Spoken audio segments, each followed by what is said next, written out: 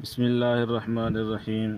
جی آج ہمارا موضوع ہے، ہمارا جو سلسلہ چل رہا ہے حضرت آدم علیہ السلام کے متعلق، تو آج ہم 5ویں قسط کی جو ہے نا ابتدا کریں گے۔ تو اس کا موضوع ہے جی جنت سے دنیا تک۔ سوال ہے جی، جس وقت حضرت آدم و حضرت حوا علیہ السلام جنت سے نکالے گئے، تاج کرامت کس نے اتارا تھا؟ جواب ہے جی حضرت جبرائیل علیہ السلام نے آپ کے سر مبارک سے تاج کرامت اتارا تھا۔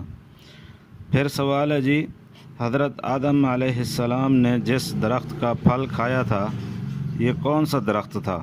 جواب ہے جی اس درخت کے متعلق مفسرین کے چند اقوال ہیں۔ بعض نے کہا انگور کا درخت تھا، بعض نے کہا گندم گیہوں کا درخت تھا، بعض نے کہا کہ کھجور کا درخت تھا۔ سوال ہے جی، جنت میں حضرت آدم علیہ السلام کے ستر پر کون سا لباس تھا؟ جواب ہے جی حضرت وہب بن منبع فرماتے ہیں کہ حضرت آدم علیہ السلام کے ستر پر نور کا لباس پڑا ہوا تھا۔ سوال ہے جی، حضرت آدم علیہ السلام جنت سے کس حال میں اترے؟ جواب ہے جی اس کا سعید بن میسرہ حضرت انس رضی اللہ عنہ سے روایت کرتے ہیں کہ حضور صلی اللہ علیہ وسلم نے فرمایا، حضرت آدم علیہ السلام و حوا علیہ السلام دونوں جنت سے بالکل ننگے اترے تھے۔ زمین پر اتر کر جب حضرت آدم علیہ السلام کو گرمی لگی تو رونے بیٹھ گئے۔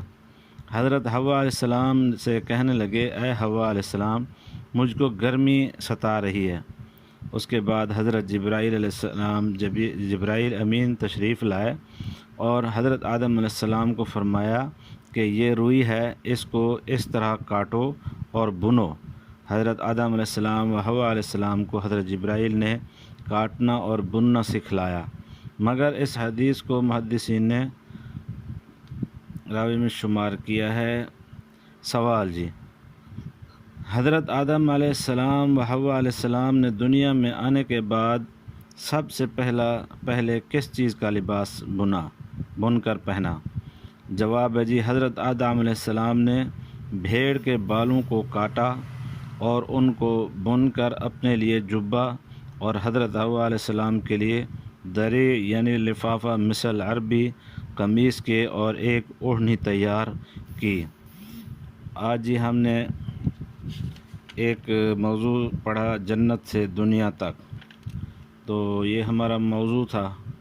تو انشاءاللہ 6ویں قسط کے اندر ہم مزید کچھ حضرت آدم علیہ السلام جب دنیا میں آئے تو اللہ سے توبہ کس طرح کی، تو اس کا کیا طریقہ اختیار کیا گیا، تو ہم انشاءاللہ العزیز نیکسٹ ایپیسوڈ میں یہ جو ہے نا تذکرہ کریں گے۔ دعا ہے کہ اللہ تعالی ہمیں اس کو عمل کرنے کی اور اس کو سمجھنے کی توفیق عطا فرمائے۔